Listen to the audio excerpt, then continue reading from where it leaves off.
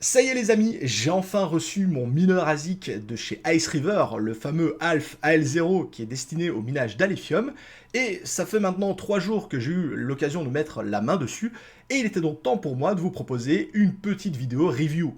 Dans celle-ci, je vais rapidement vous présenter la machine et comment celle-ci fonctionne, mais également une étape de configuration, parce que je sais que vous êtes plusieurs à ne pas savoir comment ça fonctionne, donc un petit tuto, et par la suite, je vous donnerai également quelques conseils et astuces, notamment au niveau de l'optimisation, qui, à première vue, peuvent sembler évidents, mais vous allez voir que quand on est un mineur de crypto-monnaie depuis quelques années, il y a des choses qui sont un petit peu différentes de ce qu'on a l'habitude de faire. Et on terminera sur un point au niveau de la rentabilité de cette machine, sur l'évolution de la puissance de hash. Bref, est-ce que c'est intéressant maintenant d'acheter ce type de machine ou non? Alors pour ça, je vous donne rendez-vous dans la vidéo. C'est parti!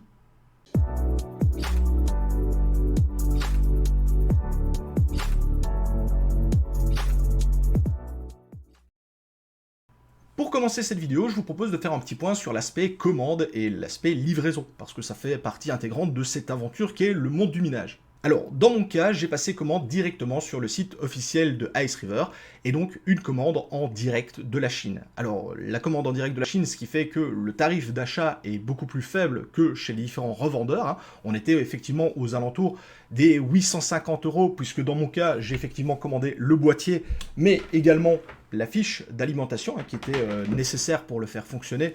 Encore une fois, si vous en avez à la maison, vous n'avez pas besoin d'en acheter une. Et effectivement, qui dit une commande en dehors de l'Europe, dit d'éventuels frais de douane, de taxes, de TVA, etc., etc. Et comme je l'avais dit, en fonction du transporteur, eh bien, cette taxe peut être directement applicable ou non. Encore une fois, ça dépend des transporteurs. Dans mon cas, j'ai eu la chance d'être livré par DHL. Alors, gros avantage de DHL, la livraison est extrêmement rapide, hein. Depuis la Chine, ça a pris royalement 4 jours pour réceptionner ma commande. Sauf que directement, hein, lorsque DHL a pris la main sur le colis, il m'a directement envoyé une invitation à payer justement la TVA, les frais de douane, les frais de dossier, etc., etc. Et je vous avoue que je n'ai absolument aucune idée de comment ça se fait, mais en fait, les prix demandés varient d'une personne à l'autre, hein. J'ai eu plusieurs retours de la communauté. Pour certaines personnes en France, on parle de 150 €, d'autres c'est 180 €.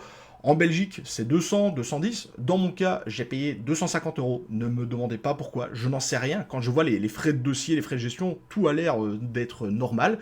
Mais effectivement, il faudra ajouter cette somme par rapport au prix d'achat de la machine. Donc dans mon cas, effectivement, hein, je vous ai dit, j'étais sur 850 € la machine. On ajoute ces 225 €, ce qui nous fait un 1075 € pour le prix de la machine tout compris. Si vous avez par contre commandé directement sur un revendeur sur le sol européen ou si vous êtes au Canada, hein, un revendeur américain, eh bien normalement vous ne devez pas payer de frais supplémentaires puisque les prix indiqués comprennent justement tout le dédouanement, etc., etc. Et donc voilà, en fonction du transporteur, sachez que vous allez peut-être recevoir une invitation à payer ces frais de douane, ces frais de TVA, qui viendront malheureusement s'ajouter au niveau de la livraison. Et justement, en parlant de livraison, eh bien, vous allez recevoir un colis tout ce qu'il y a de plus classique. Je vous affiche quelques photos pour illustrer, dans lequel vous allez retrouver, eh bien, effectivement, le boîtier ASIC, hein, c'est logique, c'est ce que vous avez commandé. Et effectivement, si vous avez commandé, l'alimentation électrique en supplément, eh bien, vous allez vous retrouver avec ça, hein. C'est une alimentation tout ce qu'il y a de plus classique. Je pense que j'aurais pu peut-être la remplacer par une ancienne alimentation de PC portable, mais dans mon cas, sachant que c'était la première fois que j'en commandais un, j'ai voulu prendre aucun risque, donc vous voilà prévenu. Mais à part ça, vraiment, il n'y a absolument rien à signaler au niveau de la livraison. Dans mon cas, tout s'est super bien passé. La machine est extrêmement bien emballée au niveau d'une mousse de protection, hein, vous allez voir les images. Et la livraison, comme je vous disais, ça a pris 4 jours à partir du moment de l'expédition de la Chine. Donc pour le coup, je suis extrêmement satisfait. Bon, là, je sais ce que vous allez me dire, la livraison, la commande, c'est bien sympa, mais nous, ce qui nous intéresse, c'est ceci. Alors, laissez-moi vous présenter cette machine, et déjà ici, un petit erratum par rapport à ce que je vous avais dit dans ma précédente vidéo. Et encore une fois, si vous voulez tous les détails techniques, je vous renvoie vers cette vidéo, hein, je vous mettrai le lien quelque part pour regarder. Je vous avais dit que ce boîtier était vendu totalement fanless, c'est-à-dire sans ventilateur. Alors je vais essayer de les afficher parce que en fonction du retour que j'ai, mais en fait il y a deux petits ventilateurs que vous voyez ici, hein, seulement sur une face. Alors honnêtement, vu la taille de ces ventilateurs, c'est pas ça qui va faire des miracles au niveau du refroidissement de votre machine. Mais voilà, je vous avais dit que c'était fanless. Non, il y a deux minuscules ventilateurs qui sont présents, qui peuvent turbiner jusque plus ou moins 5000 tours par minute. L'avantage, c'est que malgré qu'il soit relativement petit, hein, généralement petit ventilateur veut dire beaucoup de bruit, pour le coup je les ai mis au maximum et honnêtement on ne les entend pratiquement pas, donc ce ne sera pas un problème au niveau justement de la gestion du bruit. Et donc plus concrètement, hein, donc en ce qui concerne le boîtier, donc je vous disais, hein, deux ventilateurs sur une face. De l'autre côté, on n'a absolument rien, si ce n'est les commandes. Et ici, on a effectivement, alors je vais essayer de le mettre correctement pour qu'on ait la lumière qui se mette bien, voilà, comme ceci. Vous avez ici deux genres de réglettes pour venir brancher un ventilateur, type ventilateur de PC en 120 mm, tout ce qu'il y a de plus classique, qui peut venir justement favoriser le refroidissement. Mais vous allez voir, hein, je vous invite vraiment à rester jusqu'à la fin de la vidéo, et c'est pas pour augmenter le watch time, mais parce qu'il y a un point très important à prendre en compte au niveau justement de la gestion de la température et du refroidissement de la machine, chose à laquelle personnellement je ne m'attendais absolument pas. Donc vous l'aurez compris, hein, c'est relativement un gros bloc de 2,5 kg. Sur cette face, nous avons ici, pardon, de ce côté-ci, on a un port USB qui permet justement de venir connecter notre ventilateur en 120 mm, hein, si vous décidez d'en acheter un. De l'autre côté, on a le fameux port RJ45 qui va nous permettre d'avoir l'accès Internet, puisque je vous rappelle que ce type de matos est fait pour être branché par câble, hein. On n'a pas la possibilité de le brancher en Wi-Fi, hein. Il n'y a pas de carte Wi-Fi ni rien, donc prévoyez un câble RJ45 pour vous connecter. Et juste à côté, on a ici, alors on ne le voit pas bien, on a les deux loupiottes vertes et rouges qui nous indiquent si la machine fonctionne bien ou s'il y a un problème, et juste à côté, un petit bouton reset. Concernant les autres faces, il n'y a absolument rien d'autre à indiquer, hein, c'est juste des grilles de refroidissement. Et on a ici effectivement le connecteur qui nous permet justement de brancher l'alimentation. En dehors de ça, honnêtement, il y a peu de choses à dire, hein. C'est un gros boîtier carré sur lequel on a vraiment des grilles qui permettent le refroidissement. Voilà pour le tour global, hein. Et au niveau de l'alimentation, hein, je vous le disais, c'est une alimentation tout ce qu'il y a de plus classique avec un connecteur dans ce genre-là. Je ne sais pas comment ça s'appelle, désolé. Et derrière, pour ceux qui me posaient la question, sachant que j'ai commandé en Europe, ils m'ont effectivement livré une fiche européenne. Hein, je ne me suis pas retrouvé avec une fiche asiatique ou américaine. Et j'ai cru comprendre pour les premiers retours des Américains notamment que dans leur cas, effectivement, hein, comme ils commandaient sur les USA, ils ont effectivement les fiches de branchement américaines. Donc de ce côté-là, pas besoin de jouer avec des adaptateurs ou autres. Vraiment, tout est fonctionnel et tout est livré pour que ça fonctionne vraiment en 2 clics. Et justement, en parlant maintenant de 2 clics, je vous propose de voir un petit peu l'aspect branchement et configuration. Et vous vous en doutez, avec seulement 2 entrées à connecter, il n'y a pas grand chose à faire de votre côté. Première chose, vous branchez le câble RJ45, comme ça vous lui donnez les accès à Internet. Et puis de l'autre côté, hein, vous branchez l'alimentation électrique et vous le connectez et la machine va démarrer d'elle-même. Il n'y a pas de bouton démarrage, il n'y a pas de bouton d'arrêt. Le seul bouton que l'on ait, hein, c'est un bouton reset. Ça veut dire que indirectement, pour vous l'amener, puisqu'il était en train de miner avant, eh bien la seule façon de l'éteindre, c'est un petit peu brutal, mais c'est en débranchant la prise électrique, et malheureusement il n'y a pas d'autre système pour éteindre la machine. Bon, maintenant que votre machine est connectée à l'électricité, elle va commencer à démarrer, donc vous lui laissez 2-3 minutes, hein, le temps qu'elle démarre, qu'elle s'initialise, etc., etc. Et maintenant, on va passer donc à la partie tuto de la vidéo, avec comment est-ce qu'on se connecte à la machine, et surtout, comment est-ce qu'on la configure. Vous allez voir, pour le coup, ça se fait réellement en 2 clics. La première chose à faire, ça va être d'identifier la machine sur votre réseau et de connaître son adresse IP pour s'y connecter. Alors pour cela, rien de compliqué, j'utilise un petit logiciel qui est gratuit qui s'appelle Advanced IP Scanner et je vous mets bien entendu le lien dans la description de la vidéo. Donc il suffit de télécharger le logiciel et de le lancer pour justement venir scanner votre réseau. Vous appuyez sur le bouton Start et celui-ci va scanner toutes les machines qui sont sur votre réseau. À partir de là, il faudra identifier justement le boîtier ASIC, et par chance, hein, il s'appelle IceRiver, et vous obtiendrez alors son adresse IP correspondante, afin justement de vous y connecter. Donc lorsque vous avez identifié l'adresse IP du boîtier, il suffit d'ouvrir votre navigateur internet classique, et d'inscrire justement cette adresse IP dans la barre de recherche, et de taper par Enter. Vous allez normalement arriver sur une page qui est similaire à celle-ci. Comme il s'agit de la première connexion à la machine, vous avez donc un nom et un mot de passe par défaut qui vous a été défini, mais vous pouvez bien entendu par la suite le modifier sans aucun problème. Donc le nom ici c'est admin, et le password, le mot de passe, c'est 1, 2, 3, 4, 5, 6, 7, 8. Vous arrivez alors sur votre dashboard, votre tableau de bord, sur lequel vous retrouvez toutes les différentes informations qui vous permettent justement de suivre un petit peu comment fonctionne votre machine et ce qui s'y passe à l'heure actuelle. Je vais donc ici vous expliquer rapidement les différents onglets qu'on retrouve sur le côté gauche, et puis par la suite je vais vous expliquer justement comment configurer la machine. Le premier onglet, Mining Settings, c'est probablement le plus important parce que c'est dans celui-ci qu'on va justement configurer la machine. On retrouve dans la première partie tout ce qui va concerner la pool de minage, puisqu'on va notamment devoir renseigner une adresse de pool, mais surtout l'adresse de notre portefeuille, de notre wallet, parce que les alphes qu'on va miner, on a envie de les réceptionner sur notre wallet et pas sur le portefeuille justement de Ice River. Et dans la deuxième partie, on a également la partie hardware configuration, donc c'est tout ce qui va concerner justement la vitesse des ventilateurs, puisque celle-ci peut être soit réglée en automatique, soit vous pouvez garder la main dessus et lui définir un certain pourcentage de fonctionnement. L'onglet IP Setting vous permet de définir l'adresse IP de votre machine, c'est notamment utile pour les personnes qui voudraient définir une IP fixe au sein de leur réseau. Par défaut, ne touchez absolument à rien, le DHCP, donc c'est-à-dire la gestion de l'adresse dynamique, c'est largement suffisant.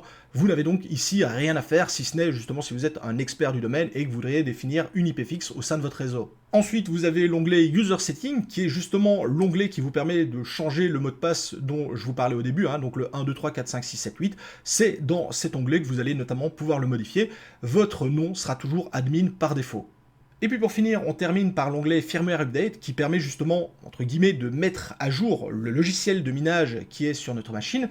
Sachant que les boîtiers viennent d'être libérés, il n'y a pas de nouvelle version qui est actuellement disponible, mais c'est quelque chose de répandu au niveau du minage ASIC. Il n'est pas rare d'avoir plusieurs semaines, plusieurs mois après, une nouvelle version du logiciel de minage qui soit mise au point, qui soit plus optimisée, plus performante. Actuellement, il n'y a rien, mais comptez sur moi, bien entendu, si à un moment donné, il y a des mises à jour à faire, je vous tiendrai au courant, et je vous ferai également une petite vidéo tuto pour vous expliquer comment faire.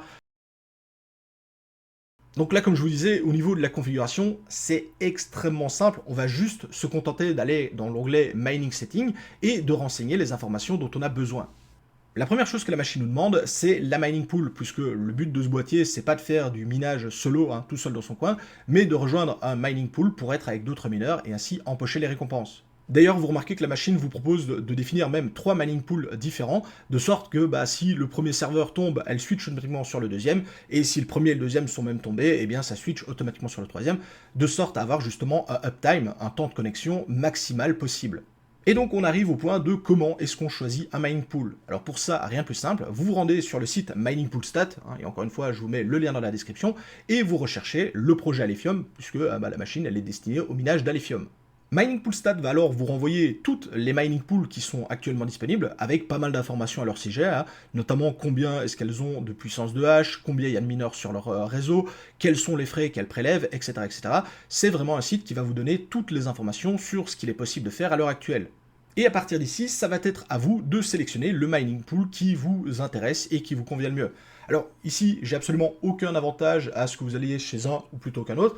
La seule chose que je peux vous dire, c'est que je vous rappelle que le but du minage, ça reste encore une fois de décentraliser le réseau. Donc, d'une certaine façon, je vous invite à éviter les premières mining pools qui sont déjà relativement puissantes et importantes sur le réseau, de sorte que ça sert à rien de leur apporter encore plus de puissance, si ce n'est centraliser le hash. Mais accessoirement, il ne faut pas non plus aller sur de trop petites mining pools, parce que sinon vous pouvez le constater au niveau des stats, malheureusement les trop petites mining pools n'ont pas suffisamment de puissance que pour trouver des blocs. Donc il faut trouver un juste milieu à ce niveau-là. Donc je vous invite à prendre un mining pool qui se situe plutôt au milieu, comme ça, pour vous permettre justement de vous connecter à ce mining pool et de vous lancer. Je rappelle également, pour ceux que ça intéresse, qu'il y a un mining pool français francophone, même avec la Gigipool qui appartient à Jean-Jean Labricole, qui lui-même est un mineur de crypto-monnaie. Et donc, si ça vous intéresse justement de soutenir un pool français, n'hésitez pas à jeter un œil chez eux. Vous retrouvez bien entendu le lien encore une fois dans la description et vous le retrouverez également sur Mining Pool Stat. Alors, pour la vidéo, je vais vous parler de Heroes Miner. Alors, pourquoi est-ce que je les ai sélectionnés eux plutôt qu'un autre? Tout simplement parce qu'ils offrent toutes les possibilités de personnalisation possibles et je voulais vous donner un maximum d'infos parce que en fonction des mining pools, vous allez voir que les choix peuvent être un petit peu différents. Donc ici, je vous donne le max d'infos et puis ce sera à vous à adapter en fonction de votre mining pool que vous allez sélectionner. Donc lorsque vous arrivez sur la mining pool de chez Heroes Miner, la première chose à faire c'est de vous rendre dans l'onglet Start qui va vous donner les différentes informations. Et ici vous allez retrouver notamment les informations de connexion à la mining pool ainsi que le port pour s'y connecter. Dans mon cas, sachant que je suis en Europe, je vais effectivement privilégier les serveurs européens, donc notamment ceux d'Europe, d'Espagne et de Finlande. Ça va être notamment ici mes 3 mining pools de connexion.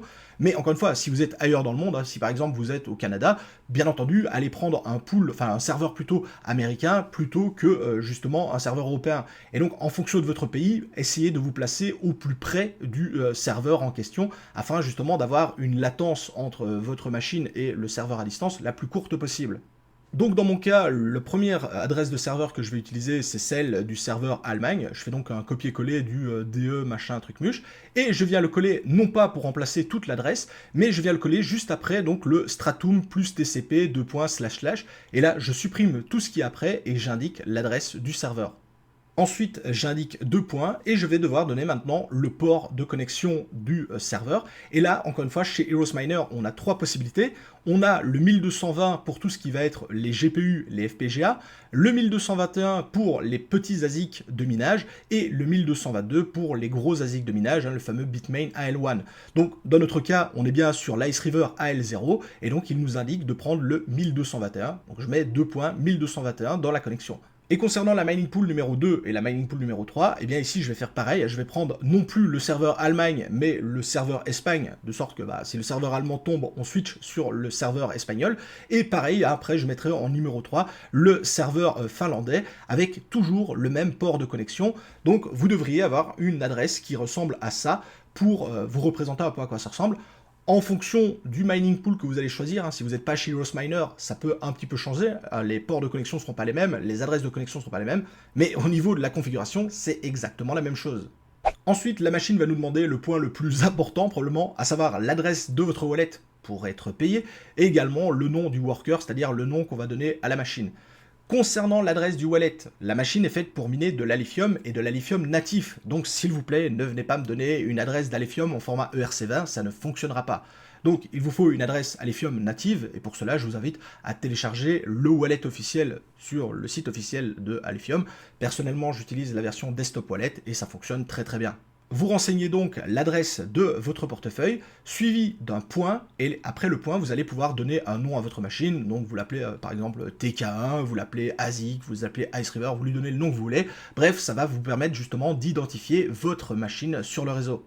Au niveau du mot de passe, vous laissez par défaut, vous n'y touchez pas, donc vous complétez les différentes informations pour les 3 mining pools, donc c'est à chaque fois des copier-coller, et ensuite il suffit de cliquer sur le bouton sauvegarder. Vous allez alors avoir un message de confirmation qui arrive, vous cliquez sur OK, et à partir de là, il faudra redémarrer la machine, parce que par défaut, elle ne prend pas toujours les informations qu'on lui donne, et donc pour ça, vous allez sur le bouton tout en bas, et vous cliquez sur Restart. Alors, pas celui en rouge, hein, qui est Restart aux paramètres d'usine, parce que c'est pas ce qu'on veut, mais le simple bouton Restart, vous redémarrez, vous attendez 2-3 minutes, et normalement, si tout s'est bien passé, la machine devrait se connecter sur le mining pool que vous avez renseigné, et devrait commencer à miner. Vous devriez notamment avoir sur votre dashboard, eh bien, la puissance de hash qui commence à augmenter petit à petit. Et à partir de là, vous n'avez absolument plus rien à faire, si ce n'est justement suivre le fonctionnement de votre machine et voir si tout se passe bien. Je vous propose maintenant de passer la suite et de voir un petit peu ce qui se passe au niveau de l'optimisation, parce que dans mon cas, j'ai découvert des choses un petit peu sympas. Une fois que la machine est terminée d'être configurée et qu'elle a redémarré, elle devrait commencer à miner et votre puissance de hash devrait augmenter petit à petit jusqu'à atteindre le fameux cap des 400 GH par seconde.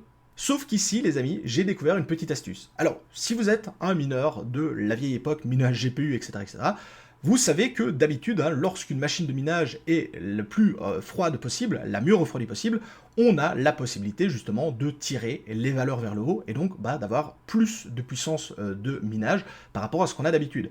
C'est un petit peu le raisonnement que j'avais de base, et donc je me suis dit, tiens, la machine, je vais la refroidir un maximum pour justement essayer d'en tirer un maximum de puissance.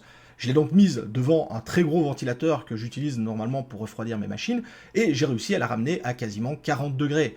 Et ce que j'ai pu constater, c'est qu'à 40 degrés, eh bien, ma puissance de minage a été catastrophique, aux alentours des 250 voire 300 GH par seconde. Donc, pour le coup, on était très loin des 400 GH. Au départ, je me suis dit qu'il y avait un petit problème, etc., que c'était peut-être un défaut au niveau de la fabrication, ou même la fameuse silicone loterie, hein, puisqu'encore une fois, même si les machines sont identiques, au niveau des puces qui les composent, il y a parfois des petites différences, ce qui fait que toutes les machines ne seront pas forcément exactement à la même puissance de calcul, et donc au départ, j'ai un petit peu galéré, j'ai commencé à faire des recherches, j'ai augmenté la puissance des ventilateurs, je l'ai réduite, etc., et je ne parvenais pas à faire augmenter justement cette puissance de calcul jusqu'aux 400 GH qui étaient attendus au départ. En réalité, la machine a, d'une certaine façon, une plage de fonctionnement optimale qui, contrairement à ce qu'on a l'habitude de connaître dans le minage, n'est pas le plus froid possible. En effet, dans mon cas, la machine a une plage de fonctionnement optimale entre 65 degrés et 70 degrés. Alors, je ne sais pas pourquoi c'est cette valeur-là, mais dans mon cas, j'ai optimisé mon flux d'air, mon refroidissement, etc., pour arriver justement à ces températures particulières.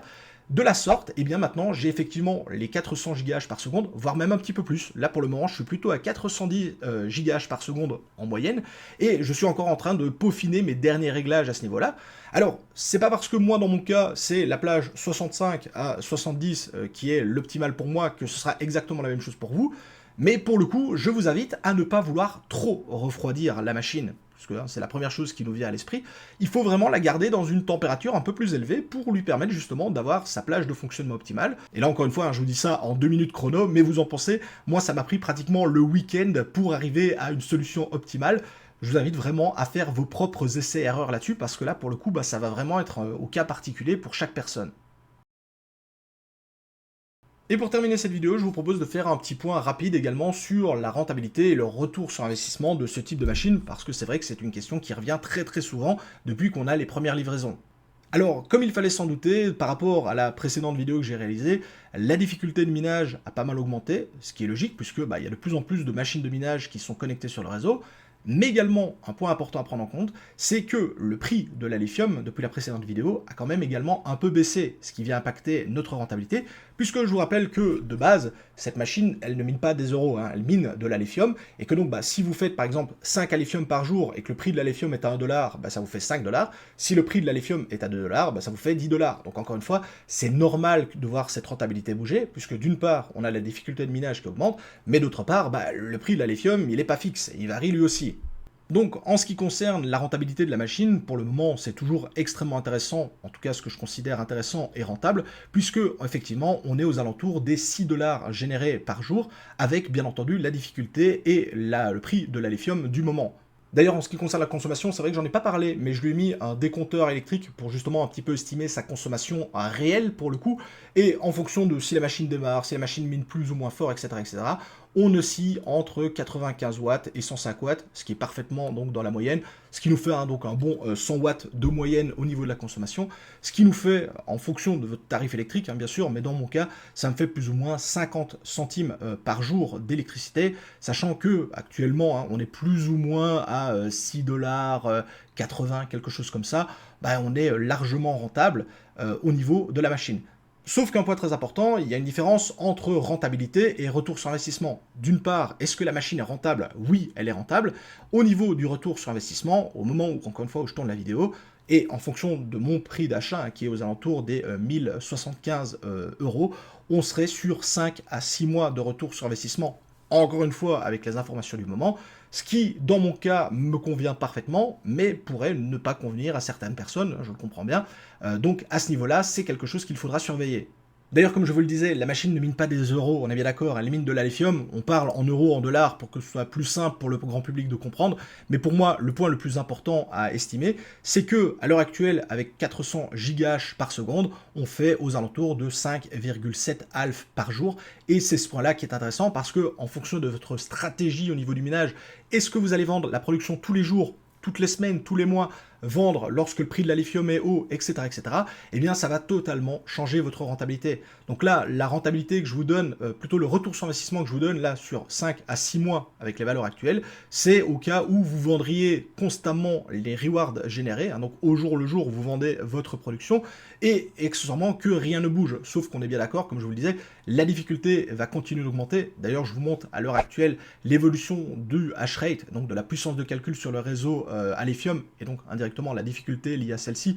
On voit qu'elle est en augmentation, pas encore verticale, parce qu'on n'a pas encore énormément de machines qui sont connectées, mais mine de rien, ça commence à bien se remplir, et donc c'est ce point-là qui sera important de surveiller dans le futur, au niveau justement de cette évolution de la difficulté, mais également au niveau du prix du half, parce que si la difficulté augmente fortement, mais imaginons que le prix de la lithium est à 10 dollars, eh bien ça viendra largement compenser. Au contraire, si le prix de la lithium continue à baisser, eh bien ça pourrait être problématique effectivement pour ce retour sur investissement. Donc concrètement, à l'heure actuelle, est-ce que c'est encore intéressant d'acheter ce type de machine? Eh bien, je dirais que pour les personnes qui ont déjà commandé, que la livraison est en cours, etc., etc., là pour le coup, oui, c'est vraiment intéressant, il y a encore moyen de faire quelque chose. Si par contre, vous n'avez pas encore commandé la machine, et donc vous allez probablement être dans le batch numéro 2, peut-être fin du 2, début du 3, voire même pire, s'il y a eu beaucoup de commandes, numéro 4, ça veut dire une livraison dans plusieurs mois. Là, clairement, je vous invite à patienter, à voir un petit peu comment ça évolue à ce niveau-là, notamment avec la sortie prochaine des mineurs à lithium de chez Bitmain, parce que eux également vont avoir un impact important sur la puissance de minage. Donc voilà, à l'heure actuelle, ceux qui ont déjà passé commande et qui vont être livrés, foncez les amis. Moi d'ailleurs, je vais vite aller le rebrancher pour le faire travailler parce que là ça fait 1 heure qu'il bosse pas et je vous avoue que ça m'ennuie un petit peu. Si vous avez donc voilà commandé, si vous êtes dans le batch ou quoi, clairement ça peut être intéressant. Si vous n'avez pas encore commandé, je vous invite vraiment à patienter, de voir un petit peu comment évolue la difficulté, comment évolue le prix du half pour voir si c'est intéressant. Je pense que à l'heure actuelle, il n'y a pas mieux à faire si vous n'avez pas commandé que d'attendre. Donc voilà les amis qui termine cette vidéo de présentation, de review complète du boîtier avec la petite partie tuto. Si jamais il y a plus d'informations, de choses qui tombent, je vous tiendrai bien entendu au courant. D'ailleurs, ici, pour l'occasion, comme je vous disais, j'ai placé un décompteur au niveau de la prise électrique. J'ai créé une adresse spécifique pour la réception des alphes de la sorte. C'est quelque chose qui est totalement indépendant de mes portefeuilles classiques, ce qui va me permettre justement de faire plusieurs vidéos pour vous dire, par exemple, faire le bilan au bout de 6 mois, au bout d'1 an, voir si justement, pour le coup, ça avait été quelque chose d'intéressant ou non, si ça avait été un bon achat ou non. Mais je pense que ce n'est clairement pas ma dernière vidéo sur le sujet. Je pense vous faire peut-être une vidéo bilan au bout d'1 mois, 2 mois, etc. Pour voir un peu comment évoluent les choses, comment tout se passe à ce niveau-là. Et bien entendu, en attendant, je vous tiendrai au courant sur mes différents réseaux. Donc encore une fois là-dessus, je vous invite à ne pas hésiter à me suivre, notamment sur Twitter. C'est là où je suis le plus actif. En attendant, je vous souhaite à tous un excellent minage de crypto-monnaies. C'était MonsieurTK. Ciao les crypto-fans.